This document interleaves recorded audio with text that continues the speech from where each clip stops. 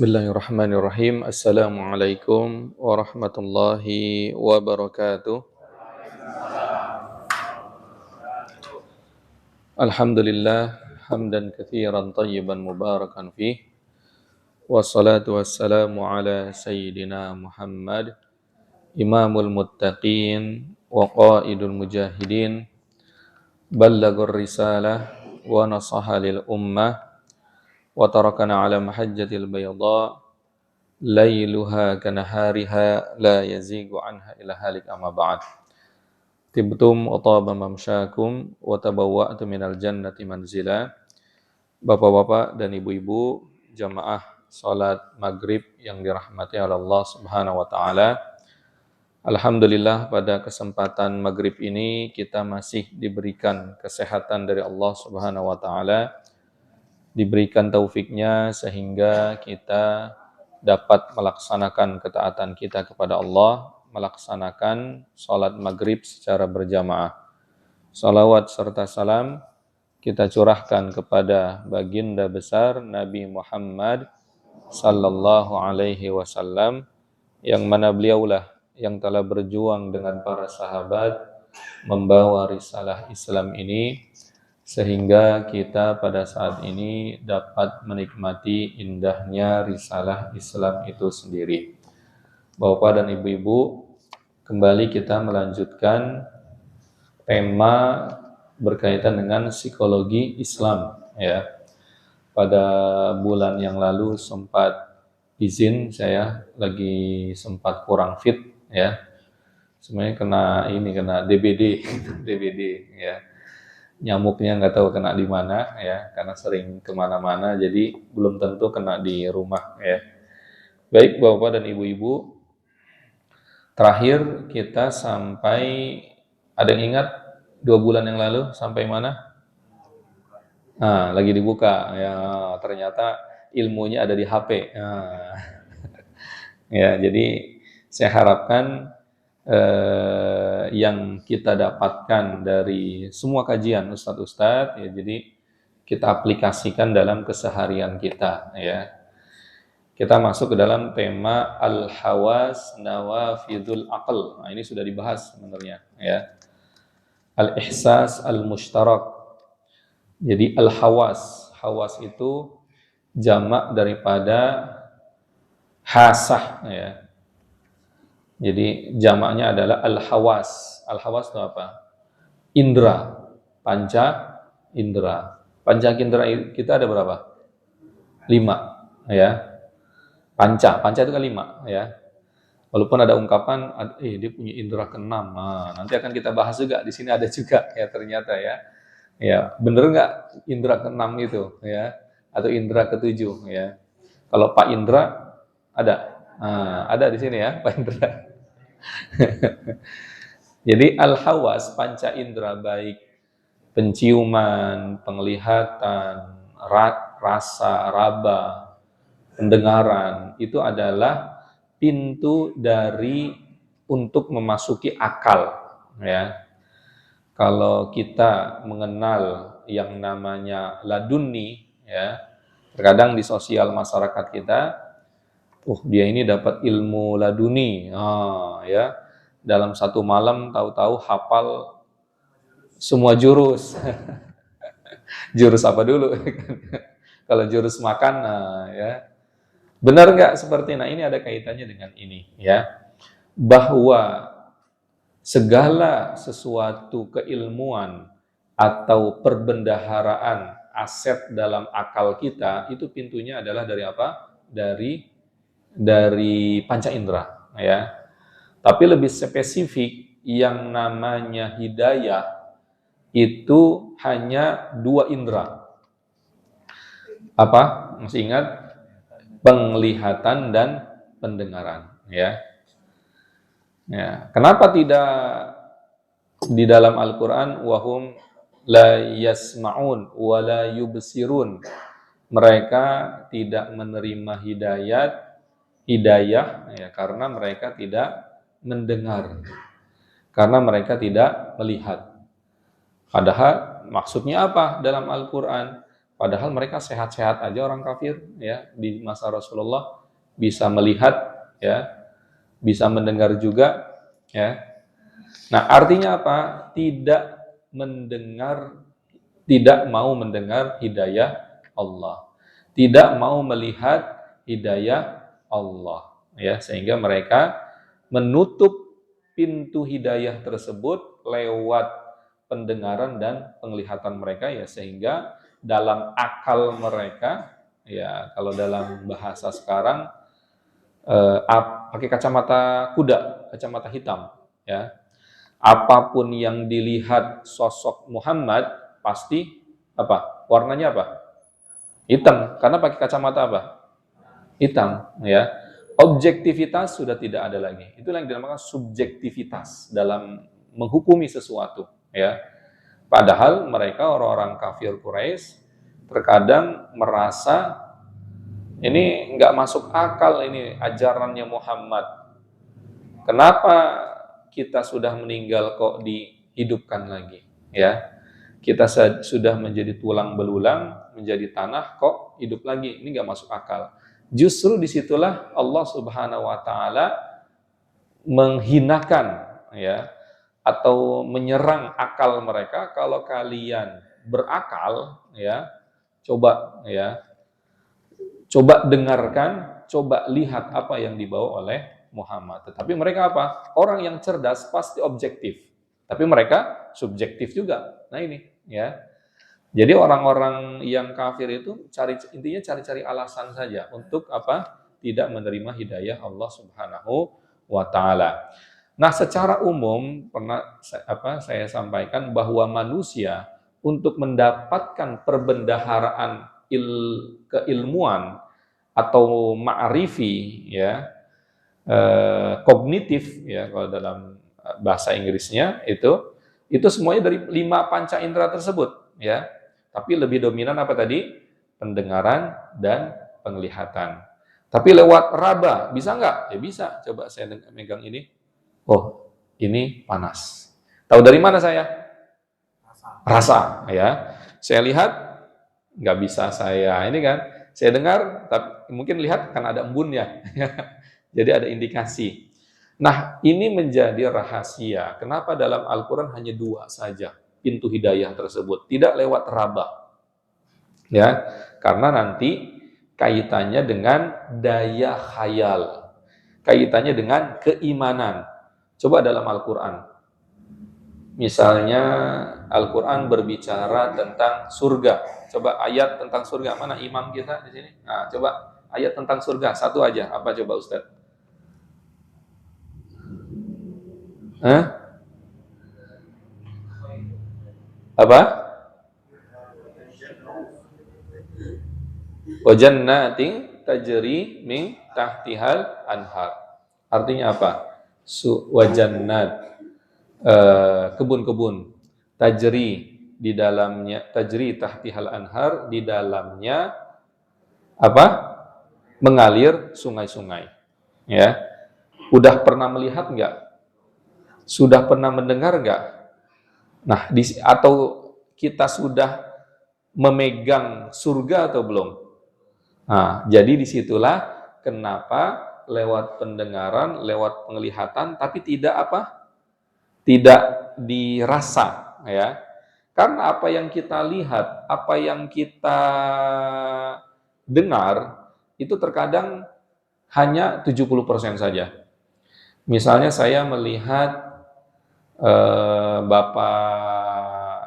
Bapak Budi, ya. Saya dengar suaranya Pak Budi juga.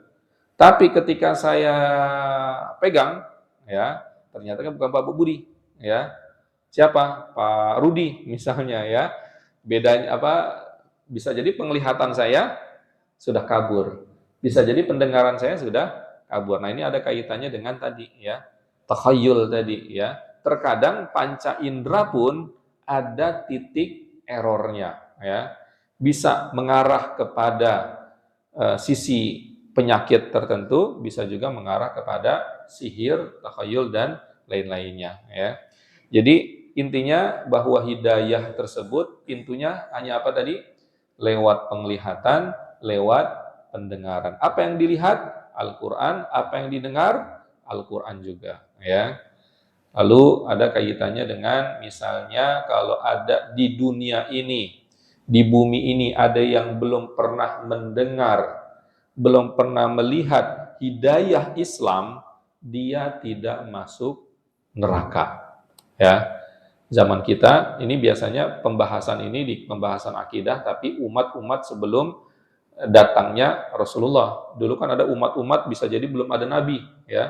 Misalnya dia tinggal di kutub utara, tidak ada nabi yang menyampaikan dakwah Islam ke kutub utara. Nah ini orang-orang seperti ini, berarti kan dia tidak mendengar bahwa ada Islam di muka bumi ini, tidak melihat bahwa ada nabi atau ada ajaran Islam di muka bumi ini, ya dia animisme, dinamisme. Nah orang seperti ini menurut sebagian pendapat para ulama, dia tidak masuk neraka. Karena kenapa? Belum tersampaikannya dakwah Islam. Secara apa? Pendengaran, secara penglihatan. Adapun orang-orang kafir yang ada di zaman Rasulullah, sudah mendengar belum? Sudah melihat Rasulullah belum? Tapi dipotong sama mereka untuk masuk ke dalam kognitif, ya. Masuk ke dalam kognitif tapi dengan cara pandang yang subjektif, ya. Makanya dalam Al-Qur'an fa innaha la ta'mal absar walakin ta'mal qulubul lati fis sudur. Mereka ini yang buta itu bukan buta ininya, tapi buta mata hati, ya. Mereka bisa melihat, mereka bisa mendengar, tetapi hatinya tidak melihat hidayah itu sendiri. Nah, ini ya sudah kita bahas sedikit saja. Al-ihsas al-mushtarak, ya, makanya di sini saya sampaikan bahwa panca indera itu sesuatu yang saling menguatkan satu dengan yang lainnya. Bahkan seorang nabi pun terkadang kepo, ya, untuk bisa melihat Allah. Nabi siapa itu? Ya, ini bahasa kepo karena ya bahasa anak muda sekarang, ya. Rabbi arini angdur ilai. Qala lan tarani walakin inzur ilal jabali fa in istaqarra makanahu fasaufa tarani. Ya Allah, boleh enggak saya melihat engkau, ya. Tapi Allah mengatakan, coba lihat gunung yang ini kejadiannya itu di Tur Sinai. Sudah ada yang pernah ke Tur Sinai di sini? Ya. Di Tur Sinai itu perjalanan dari bawah sampai ke bukit itu kurang lebih 5 atau 6 jam, ya. Nggak terlalu, kalau kita ke Gunung Bunder kan bisa lebih dari itu, ya. Tapi terjal memang, ya. Disitulah Nabi Musa melihat gunung, ternyata beliau tidak bisa melihat zatnya Allah Subhanahu wa Ta'ala.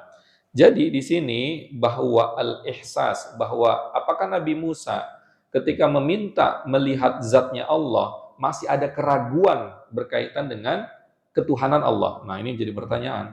Karena terkadang ini didiskusikan juga oleh para teologi dalam ulama-ulama teologi kita, ya. Ada yang bisa jawab nggak? Hah? Nabi Musa ketika minta melihat Allah, apakah dalam hati Nabi Musa masih ada keraguan berkaitan dengan konsep ketauhidan Allah Subhanahu wa Ta'ala? Tidak ada, ya. Sudah yakin, sudah selesai. Nah, seorang nabi, ya. Tapi itulah, ya, fitrahnya manusia, ya, ya, al-ihsas mustarak, keimanan sudah ada, tetapi pengen lebih afdol lagi, lebih ngeh lagi, lewat pendengaran sudah belum? Nabi Musa sudah. Cuman lihat sini belum? Udah belum? Belum, ya. Kita lewat mendengar ini belum? Apa namanya? Ngobrol sama Allah langsung nggak? Belum. Penglihatan sudah belum? Belum. Kalau Rasulullah, Nabi Muhammad lewat pendengaran, lewat penglihatan, ya. Tapi kita diuji, disitulah keimanan kita, ya. Ya, makanya di situ keimanan itu adalah daya khayal kita bagaimana membayangkan bahwa kita berhadapan dengan Allah Subhanahu wa Ta'ala. Nah, daya khayal kita tidak boleh offset ke kanan, tidak boleh offset ke kiri. Nah, ini kaitannya dengan sini. Ini kan kita berbicara tentang apa? Akal, ya. Detail daripada akal. Bagaimana Ustadz kita membayangkan kita sedang berhadapan dengan Allah, tapi kita tidak membayangkan bentuknya Allah. Nah, ini ya. Jadi kita harus mengontrol daya khayal kita. Nah, ini kaitannya dengan ini bahwa panca indera lalu arahnya kepada daya khayal. Karena kalau kita tidak mengontrol daya khayal kita, kita masuk ke dalam ranah mujassimah. Apa itu mujassimah? Oh, Allah itu jangan-jangan seperti badannya seperti ini, kepalanya seperti ini, tangannya seperti ini. Na'udzubillah, tsumma na'udzubillah. Apa itu mujassimah? Yang memberikan khayalan bentuk kepada Allah Subhanahu wa taala. Jadi dalam agama kita dibatasi. Makanya umat-umat selain agama Islam, Tuhan itu gimana? Nah, kalau saya pernah dakwah di Jepang, nih Ustadz nih dewa-dewanya orang Jepang katanya. Ada yang tangannya 8, matanya melotot ya. Ini aneh-aneh ya. Ini daya khayal, saya katakan ini. Imajinasi orang non-muslim berkaitan dengan Tuhan. Itu namanya mujassimah. Boleh nggak kita? Nggak boleh. Jadi kita dibatasi dengan konsep ihsan ya. Kita beribadah seakan-akan dilihat oleh melihat Allah. Kalau kita nggak bisa melihat Allah, Allah melihat kita. Al-ihsas al-mushtarak. Kita dibatasi di dunia ini, tetapi yang lebih dominan adalah hati kita itu sendiri. Nah, masuk ke dalam pembahasan al-akhta'ul ihsas. Panca indera bisa nggak salah? Bisa nggak salah? Bisa. Ya. Tadi saya jelaskan, ya, sempat saya singgung ya. Bapak kalau sudah minus berapa? 7 misalnya. 7 itu minus jauh atau dekat? Jauh, ya. Lihat ini kayaknya Ustadz Hendra. Tadi deketin ternyata Ustadz siapa? Ustadz yang lain ya. Ya. Nah, bisa salah ya. Terkadang orang yang sehat pun terkadang bisa salah. Itu yang dinamakan konsep sihir ya. Coba kita lihat dalam Al-Qur'an, laqalu innama sukkirat absaruna bal nahnu qaumum mashurun. Dalam ayat yang lain, fa idza hibaluhum wa isiyuhum yukhayyalu ilaihi min sihrihim annaha tas'a. Jadi kalau kita berbicara tentang sihir, terkenal di zaman Nabi siapa? Nabi Musa. Diabadikan dalam Al-Quran, ya karena memang bagi pelajaran buat kita. Ya. Tukang sihirnya Fir'aun ketika itu melempar apa? Tali. Ya. Nah, tali tersebut jadi apa? Nah, dalam Al-Quran dikatakan, فَإِذَا حِبَالُهُمْ وَعِسِيُّهُمْ. Jadi tali-tali tongkat-tongkatnya dukunnya Fir'aun, yukhayyalu ilaih. Takhayyul, daya khayal. Ya. Dibuat imajinasi kepada orang-orang yang melihat tersebut. Siapa yang melihat itu tersebut? Manusia yang berhadapan di situ. Bahkan Nabi Musa dan Nabi Harun pun melihat itu sebagai apa? Ular. Berarti Nabi Musa, Nabi Harun kena sihir nggak? Kena sihir. Ya, yukhayyalu ilaih. Bahkan Nabi Muhammad pernah kena sihir nggak? Pernah kena sihir. Nah, ini bukan berarti Nabi Musa nggak hebat-hebat amat dong. Enggak, justru ini memang skenario Allah untuk menurunkan surat apa? Muawwidzatain, surat Al-Falaq dan surat An-Nas. Ya, diskenarikan oleh Allah, Rasulullah kena sihir, lalu turunlah 2 surat tersebut. Nah, Nabi Musa melihat itu adalah apa? Ular, ya. Bahkan Nabi Musa dalam khifatan Musa dalam ayat yang lain agak takut, ya, karena ngeliat ular, gitu kan. Padahal itu apa? Kata Al-Quran itu adalah hanya tali, ya. Tapi yukhayyal.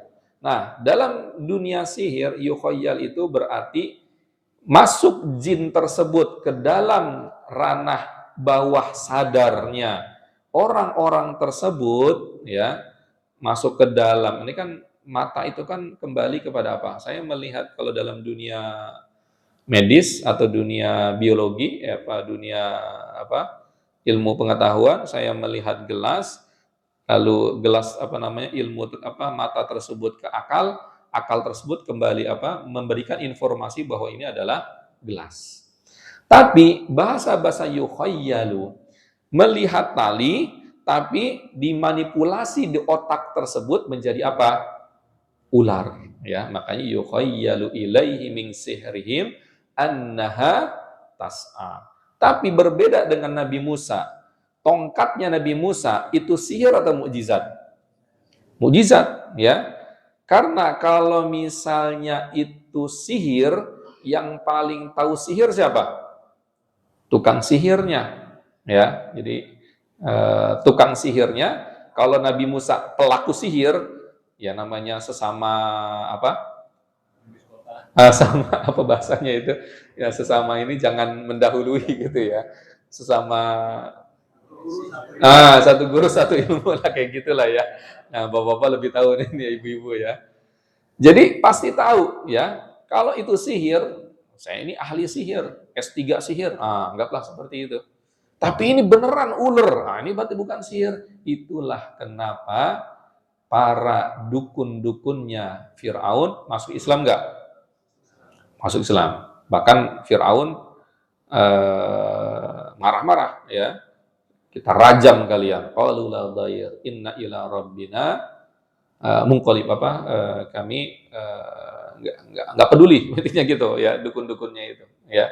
Diabadikan dalam beberapa surat dalam Al-Qur'an. Nah, berarti panca indera kita terkadang yukhayyal ya, salah ya, bisa dari segi medis, bisa juga dari segi ya tadi itu ya. Apa bahasanya yang perdukunan itu bisa ya, bisa kena sihir dan lain-lain. Bahkan dalam riwayat tertentu ketika Rasulullah kena sihir ya, walaupun riwayatnya ada yang mengkritisi ya, masa Rasulullah seperti ini, ada riwayatnya yang, tapi riwayatnya gimana? Rasulullah seakan-akan melakukan sesuatu padahal tidak melakukan hal tersebut. Ya, ketika kena sihir yang sama orang siapa? Si Labib ya, orang Yahudi ya, sama anak-anaknya ya, yang menjadi asbabun nuzul daripada surat Al-Falaq dan surat An-Nas. Dikatakan Rasulullah itu seakan-akan melakukan sesuatu tapi tidak melakukannya. Nah, ini walaupun dikritisi oleh para muhaddis yang lain. Rasulullah nggak sampai seperti itu. Ya, ini menurunkan derajat kenabian. Tapi ada pendapat muhaddis yang sampai seperti itu. Artinya apa? Artinya bahwa panca indera kita terkadang salah ya. Makanya dalam konsekuensi kita dalam beribadah kepada Allah, yang pertama itu adalah keyakinan kita dulu ya. Nih, terkadang saya ibu-ibu di beberapa masjid itu saya katakan, "Ibu yakin nggak sholat itu wajib?" "Yakin Ustadz." "Ibu yakin nggak puasa itu wajib?" "Yakin Ustadz." "Ibu yakin nggak pakai hijab itu wajib?" "Yakin Ustadz." Ya. Tapi di luar sana ada yang tidak yakin misalnya puasa itu wajib. Ada di luar sana yang pakai hijab itu berhijab itu dia meyakini tidak wajib.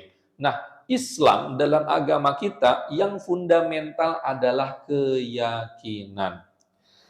Yakin dulu kita bahwa Islam adalah agama yang benar. Yakin dulu kita bahwa sholat, puasa, hijab, baca Quran itu adalah suatu yang harus kita lakukan dan kita yakini bahwa kebenarannya.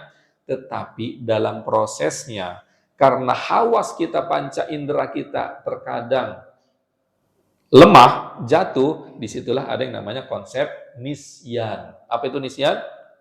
Lupa. Ya. Kalau Bapak lagi puasa Ramadan, tahu-tahu makan rendang ya, siang hari di kulkas, sudah satu piring baru ingat, batal nggak puasanya? Nggak batal, kecuali nambah lagi. Kecuali udah ingat nambah lagi, batal ya. Nah, inilah nisyan ya. Nah, Allah menciptakan kita ya, dan Allah juga tahu titik lemah dan titik kelebihan kita ya. Al-Qur'an begitu luar biasa, sesuai dengan fitrah kita, psikologi kita ya. Bayangkan kalau agama Islam atau Allah anggaplah kejam, naudzubillah, Allah tidak seperti itu ya. Apa yang terjadi? Mau lupa, mau apa tetap dihukum, ya. Tapi Allah kasih sayang Allah Subhanahu wa taala, ya. Kalau lupa apa tadi? Ya nggak dianggap, ya. Kalau lupa apa lagi? Lupa sholat, ya tinggal dikodok, ya. Lupa rokaat, lupa apa dan lain-lainnya, berarti dalam agama kita mengakomodir fitrah kekurangan kita. Nah, nisyan tersebut adalah akumulasi dari apa tadi potensi kekurangan daripada panca indera kita sebagai manusia. Walaupun kita pun punya dari panca indera tersebut ada potensi kelebihan, tapi Islam mengakomodir itu, ya. Jadi Islamlah yang paling suitable, Islamlah yang paling sesuai dengan kita sebagai manusia, laki-laki maupun perempuan. Nah, ini masih gambaran umum, ya. Saya belum berbicara secara detail bagaimana laki-laki, bagaimana perempuan. Terkadang ya saya singgung, tapi belum detail sebenarnya. Nanti ke depan sedikit demi sedikit, ya. Masuk di sini al-idrak, ya. Nah, idrak ini adalah akumulasi, ya. Tadi saya menyinggung laduni, ya. Di sini ada yang dapat ilmu laduni? Angkat tangan. Ya. Pak PS. Dalam satu malam bisa jurus ini. Ilmu laduni konsepnya secara normal tidak ada yang namanya ilmu laduni. Secara konsep fitrah normal manusia. Kalau ingin mendapatkan seluruh maklumat dalam otak kita, itu pasti lewat 5 panca indera tersebut. Oh, waktu kecil, oh panas itu sebegini rasanya. Oh, kesetrum itu rasanya gimana, Pak? Agak-agak ngerejes gitu ya, ngerejes gitu ya. Itu kan rasa, ya. Nah, ilmu pengetahuan kita melihat, oh gunung itu sangat indah, ya.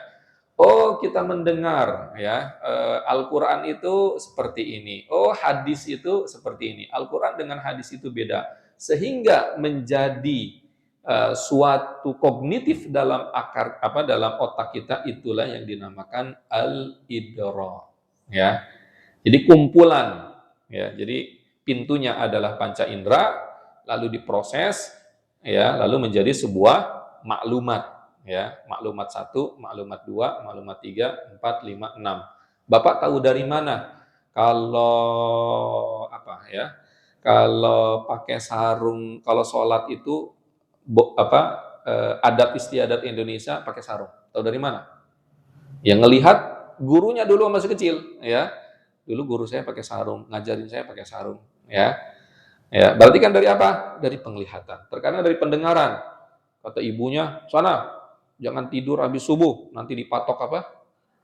Patok ular, patok ayam, ya. Nah, jadi kan jadi apa? Jadi menjadi suatu persepsi. Nah, makanya idrak ini maknanya dalam bahasa Indonesia terkadang ada beberapa, bisa awareness, ya. Bisa juga persepsi, ya. Bisa juga realisasi, ya. Ada beberapa arti, ya, idrak ini. Nah, laduni ada nggak Ustadz? Ada, tapi kita secara normal ya jangan mengharapkan laduni, ya pengen pinter ya belajar, ya. Laduni ini bisa diberikan kepada orang-orang yang soleh yang dikehendaki oleh Allah Subhanahu wa taala. Contoh kecil, Nabi siapa? Nabi Khidir, ya. Walaupun min ladunni ilma. Min laduni ini kan dalam bahasa Arab dari kami, ya. Tapi ilmu yang didapatkan oleh Nabi Khidir itu kan ilmu yang tidak dengan hawas tadi, ya. Bisa dipahami, ya. Kan ilmu secara normal kita mendapatkan dengan apa? Hawas, ya. Dengan panca indera 5 tadi, terkhususkan 2, apa tadi? Pendengaran, penglihatan. Kita dengar Quran, melihat orang dan lain-lainnya, jadi semakin jam terbang tinggi, semakin item-item dalam otak kita itu semakin banyak. Itulah makanya dikatakan nanti akan ada pembahasannya lagi. Kenapa dikatakan dia cerdas? Kenapa dikatakan dia abqori? Abqori itu jenius. Nah, itu ada lagi, ya. Apa kaitannya dengan Al-Qur'an? Wah, ini sangat luar biasa, ya. Kembali kepada Nabi Khidir, ya. Kalau Nabi Khidir kan kenapa? Dia mendapatkan ilmu karena dengan izin Allah dia langsung mendapatkan hal-hal yang tidak diketahui oleh manusia, ya.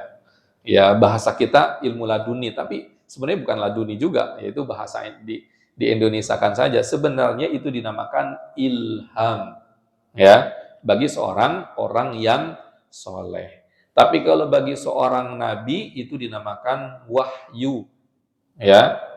Nabi-nabi tahu dari mana Rasulullah di akhir zaman nanti akan ada dajjal, ya itulah namanya wahyu, ya. Kalau ada orang soleh di zaman sekarang, tahu dari mana dia kalau misalnya nanti atau dia ini begini dan begitu. Nah, syaratnya apa tadi? Dia soleh, kedekatan diri dengan Allah begitu tinggi, terkadang Allah memberikan kepada dia ilham, ya. Bisa makna ilham, bisa juga makna firasah atau firasat. Bahkan dalam hadis Rasulullah, firasatul mu'min, firasatnya orang beriman di akhir zaman nanti itu 1/40 dari kenabian. Ya berarti ya satu wahyu 1/40 wahyu ilhamnya orang beriman. Makanya orang-orang yang soleh terkadang firasatnya benar nggak? Terkadang benar, bahkan banyak. Ya, syaratnya apa?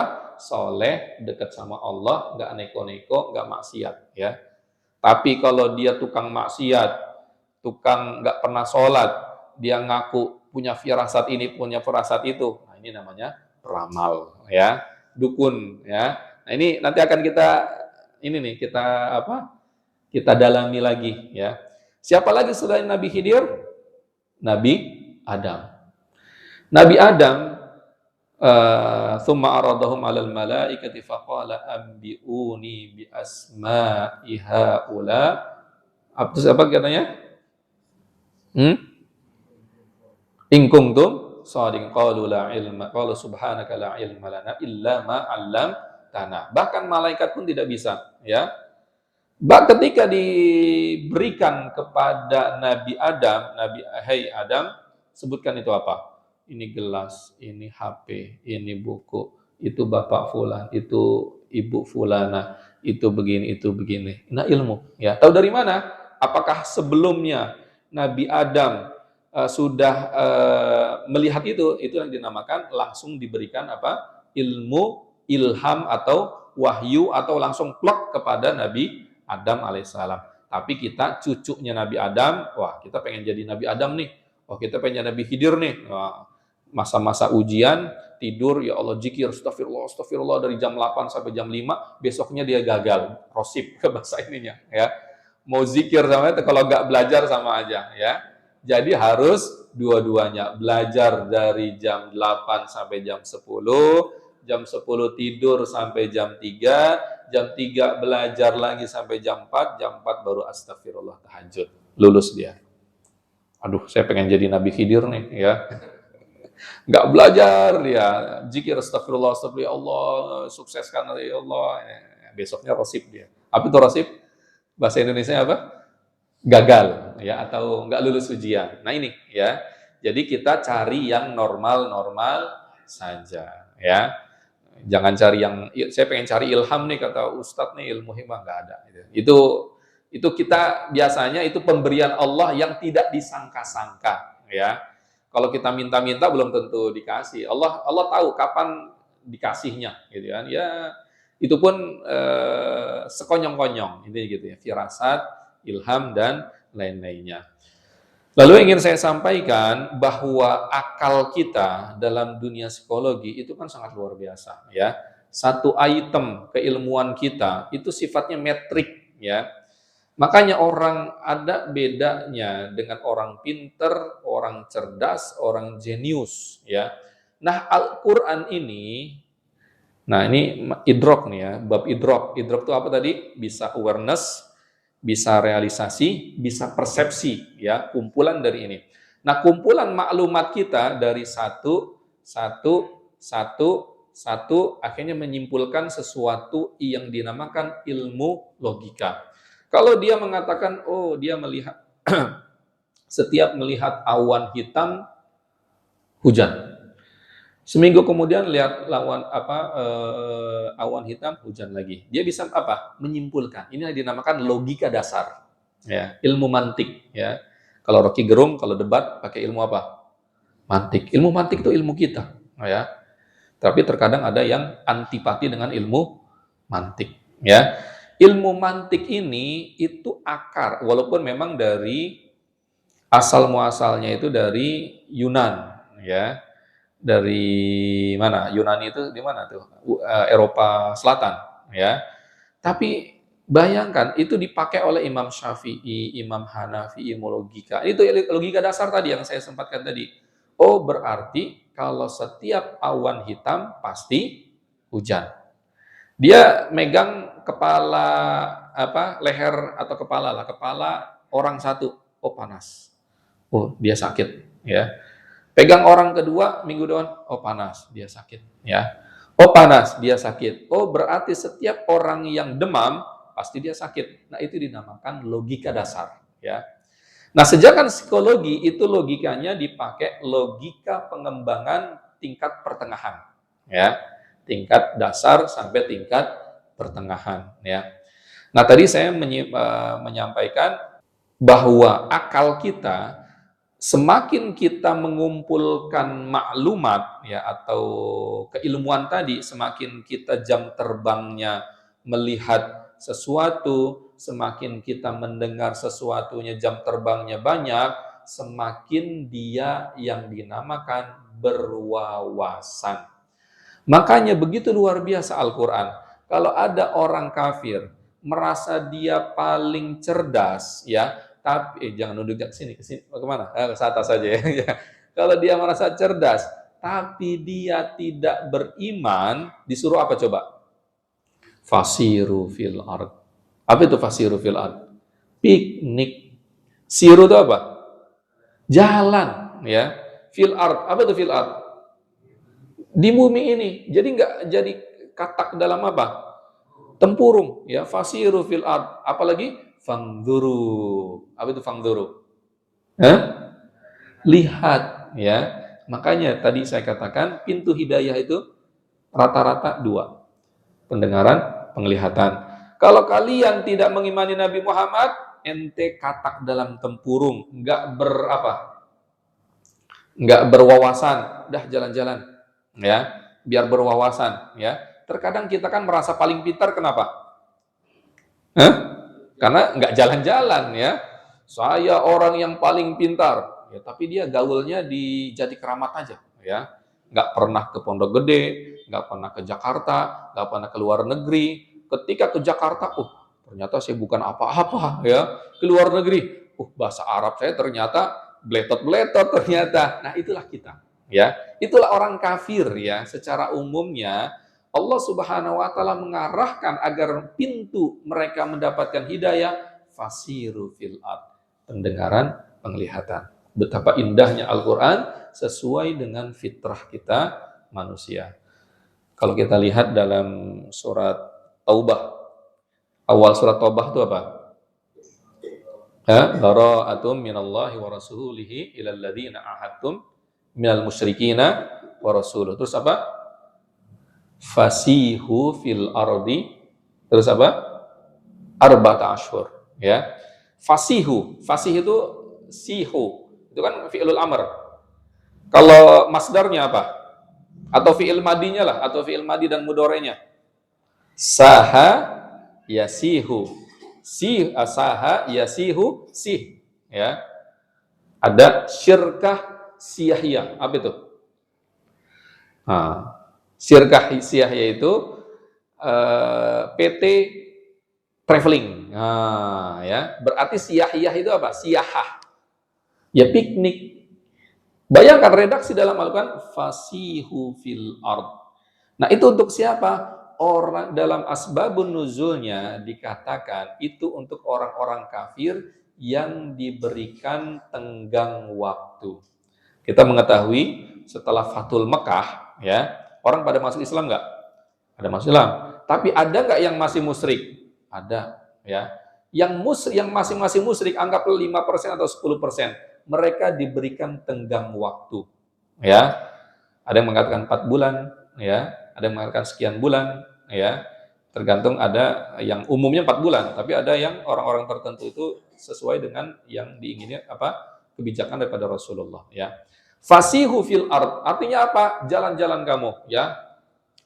Biar apa? Biar berwawasan ya. Nah, dari sini kita melihat semakin ilmu kita semakin banyak, semakin dekat kita kepada apa? Hidayah Allah Subhanahu wa taala. Al-Qur'an dan hadis, bahkan uslub ya. Uslub itu metodologi, cara ya, itu membuat kita cerdas secara tidak langsung tanpa kita sadari ya. Contohnya Al-Qur'an, makanya tadi kan orang dalam dunia psikologi itu orang cerdas, orang biasa saja, orang jenius itu bisa dilihat sejak dini ya. Kalau cucu bapak, anak bapak ditanya, kamu kalau kamu mau jadi apa? Ya, saya lulus kuliah mau jadi dokter. Ya, lulus kuliah. Kalau dia sekarang anggaplah dia SMP. SMP sampai lulus kuliah berapa tahun? Anggaplah 15 tahun, ya.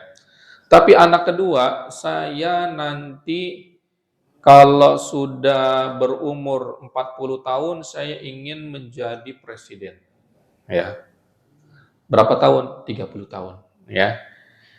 Lalu ada orang ketiga, saya umur 50 tahun, saya sudah mempunyai bisnis begini dan begitu. Dalam dunia psikologi, orang yang mempunyai mimpi, ambisi lebih jauh, kecerdasan dia lebih, atau EQ dan kecerdasan dia lebih tinggi. Ya. Berarti tinggian yang mana? Saat yang pertama, kedua, atau yang ketiga? Yang ketiga. Dia lebih jauh, umur 50. Ya. Yang kedua umur berapa? 40. Yang pertama umur berapa? Ya lulus kuliah umur 25. Ya. Nah, ternyata Al-Quran secara tidak sadar itu mencerdaskan kita supaya ambisi, cita-cita kita berapa tahun ke depan? Hah? Kapan? Tahu nggak? Sampai kapan? Berapa tahun ke depan? Menembus puluhan tahun, ambisi, cita-cita kita digiring oleh Al-Quran, di mana kematian atau negeri akhirat itu sendiri. Negeri akhirat berapa tahun setelah dari kita sekarang? Coba tentang akhirat. La'allakum tuflihun misalnya, ya, supaya kalian beruntung di negeri akhirat. Coba misalnya ya ayyuhalladzina amanus biru wasabiru warabitu wattaqullaha la'allakum tuflihun. Sabarlah, ikatkan tali kekuatan kalian, la'allakum tuflihun, supaya kalian beruntung di negeri akhirat. Rata-rata seperti itu, negeri akhirat. Berarti kita digiring oleh Al-Quran untuk apa? Mempunyai ambisi, visi misi, enggak yang remeh-temeh 5 tahun ke depan, 10 tahun kemudian, tapi apa? Menembus dimensi waktu setelah dunia ini berakhir. Berarti apa? Secara tidak langsung kita dicerdaskan oleh apa? Al-Quran. Ya. Baik, kita lanjutkan sebentar ya, sedikit ya. Jadi berkaitan dengan Al-Quran tadi, intinya Al-Quran tadi secara tidak langsung mencerdaskan kita secara apa? Hati, intelektual, jasmani, ya. Wa nunazzilu minal Qur'ani ma huwa syifa. Ya, syifa itu obat, ya, bisa obat hati, obat obat pemikiran, maksudnya obat itu obat kebodohan, ya. Obat jasmani pun terkadang seperti itu. Rasulullah kalau lagi sakit pun terkadang beliau meruqyah sendiri, ya. Ditiupkan ke tangan lalu ke bagian yang sakit. Bahkan ketika beliau sekarat, lagi sakaratul maut, beliau meruqyah, ya, meruqyah, demamnya itu tinggi, ya, beliau meruqyah sendiri, ya, sampai akhirnya beliau mendapati kematian atau masa-masa wafatnya Rasulullah sallallahu alaihi wasallam. Nah, Al-Quran oleh karena itu, mudah-mudahan kita selalu bisa berinteraksi dengan Al-Quran, ya. Tadi ada pertanyaan, ya, gimana kalau misalnya di zaman sekarang ada nggak yang belum mendengar bahkan melihat hidayah Islam? Jawaban saya, di era sekarang ya, persentase untuk tidak mendengarkan hidayah Islam itu sangat kecil ya, karena sekarang udah dunia apa? Digital ya. Kalau misalnya ada misalnya di Papua, Papua pun sekarang rata-rata sudah tahu, udah ada dai-dai. Di kutub utara, ya minimal mereka tahu apa yang terjadi di dunia ini. Sekarang ini informasi, ya itulah yang dinamakan revolusi informasi ya. 3.0, 4.0, 5.0. Sebenarnya yang tadi saya sampaikan itu menjadi diskusi para ulama zaman apa? Baheula. Zaman baheula itu zaman apa?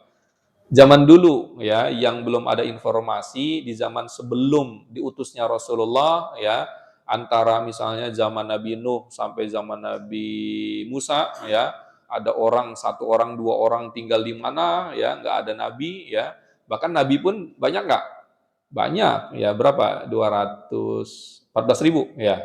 Ada yang mengatakan 313. Nah, kalau Rasul, Nabi dan Rasul hanya 25. Ya berarti kan ini menandakan apa? Bahkan dalam Al-Quran urgensi dakwah, apakah kita berdosa? Nah, pertanyaan yang kedua. Saya katakan kalau ada umat apa tertentu ya yang tidak mendapatkan dakwah Islam, dakwah itu adalah fardu kifayah, berarti berdosa kita.